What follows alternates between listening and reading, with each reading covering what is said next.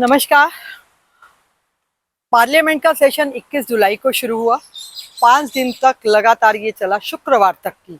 मैं आपको पूरा हम उसके बारे में डिटेल्स में बताते हैं कि इस 5 दिनों के अंदर क्या हुआ।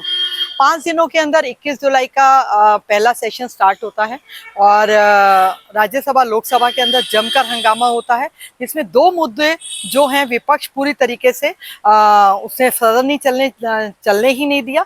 जिसमें एक मुद्दा रहा ऑपरेशन सिंदूर और दूसरा रहा बिहार मतदाताओं के वोटर लिस्ट का मामला, जिसे हम SRI कह रहे हैं। लेकिन ये 2 मुद्दे तो रहे ही रहे इन 5 दिनों के अंदर, जिसकी वजह से सदन मात्र यानी कि अगर हम कुल मिलाकर अगर कुछ घंटे देखें तो कुछ मुश्किल से 2 या 3 घंटे भी नहीं चला। हर दिन विधि ने 5 मिनट और 7 मिनट और 10 मिनट के अंदर अंदर लगातार जो है हमारा राज्यसभा भी और लोकसभा भी दोनों एडजॉर्न होते चले गए। लेकिन उसमें एक और बड़ा मुद्दा छाया रहा, वो था धनखड़ जी का। अचानक मानसून का पहला सत्र, पहला दिन शुरू होता है और शाम के रात को 9 साढ़े 9 बजे के आसपास अचानक धनखड़ जी इस्तीफा दे देते हैं। इस्तीफा क्यों देते हैं, किस कारणों से देते हैं, आज तक उसका पता नहीं चला कि सही कारण क्या है।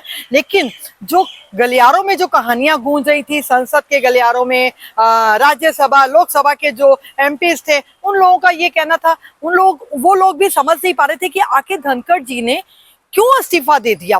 रीजन आज तक पता नहीं चला। कुछ लोगों का ये कहना है कि काफी दिनों से वो कह रहे थे मुझे इस्तीफा देना है, मुझे इस्तीफा देना है। कुछ लोगों का ये कहना था कि 75 साल होने वाले हैं शायद इस वजह से। कुछ लोगों का ये कहना है कि कहीं ना कहीं उनकी कुछ बातों को अनदेखा किया जा रहा था, इसको लेकर भी वो थोड़े से नाराज चल रहे थे। लेकिन जो सदन में उस दिन सेम डे हुआ वो ये था कि विपक्ष जो पक्ष थी, जो सरकार थी, वो जस्टिस वर्मा का जो है वो लेकर आना चाहती थी। वो लोकसभा से उसको शुरुआत करना था कि सरकार उसको अपनी तरफ से पेश करती। लेकिन धनखड़ जी ने, उस दिन खड़गे जी का जन्मदिन था और खड़गे जी ने जस्टिस वर्मा के ऊपर उनको अपना एक नोटिस दे दिया, जिसके ऊपर उन्होंने कह दिया ऑपरेशन सिंदूर और जस्टिस वर्मा का, दोनों का उन्होंने उसको स्वीकार कर लिया।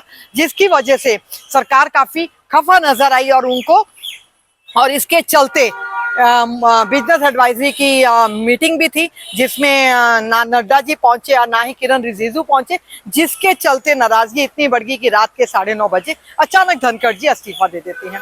ये 2 मुद्दे तो रहे, लेकिन ये पूरे कार्यकाल के अंदर ये देखने को मिला कि विपक्ष जो है पूरी तरीके से सरकार को नहीं चलने दिया। उसका यही कहना था, यही मानना था, चाहे वो राज्यसभा हो या लोकसभा हो, कि हमें सबसे पहले ये पता होना चाहिए कि ऑपरेशन सिंदूर में क्या हुआ। उसमें ट्रंप ने जो कहा, बीच में आकर बोला कि ये मेरी वजह से बंद हुआ, तो वो कह रहे थे कि जनता को ये पता चलना चाहिए कि आखिर ऑपरेशन सिंदूर क्या था। दूसरा रहा सबसे बड़ा मुद्दा, जो बिहार का मुद्दा मतदाताओं को लेकर जो चल रहा है कि जहां पर नई वोटर लिस्ट बनाई जा रही है और विपक्षी दलों का ये कहना है, बड़े बड़े नेताओं का भी ये कहना है कि भाई ये जो SRI के थ्रू जो मतदाता जो वोटर लिस्ट बनाई जा रही है वो पूरी तरीके से गलत है, क्योंकि उनसे इतने डॉक्यूमेंट मांगे जा रहे हैं जो 50 साल पुराने भी हैं और वो डॉक्यूमेंट उनको आसानी से अवेलेबल नहीं हो पाएंगे और बहुत शॉर्ट टर्म, जबकि आपको पता है कि अभी बिहार का इलेक्शन भी आने वाला है और इतनी शॉर्ट टर्म के अंदर कैसे वो मतदाताओं की लिस्ट को कैसे वो करें, कैसे वो अपडेट होगी।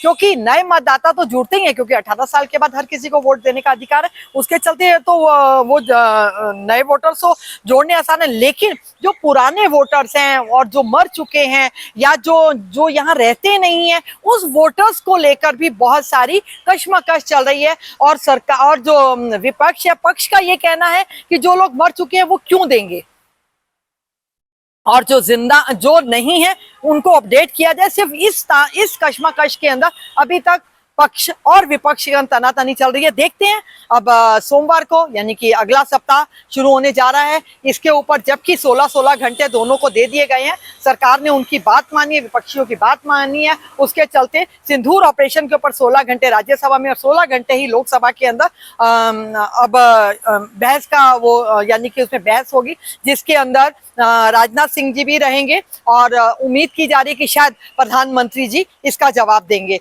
तो अब अगले सप्ताह क्या होगा उसको लेकर फिर मैं आपके सामने हाजिर होंगी। अंजलि भाटिया, मैं सनमार्ग से।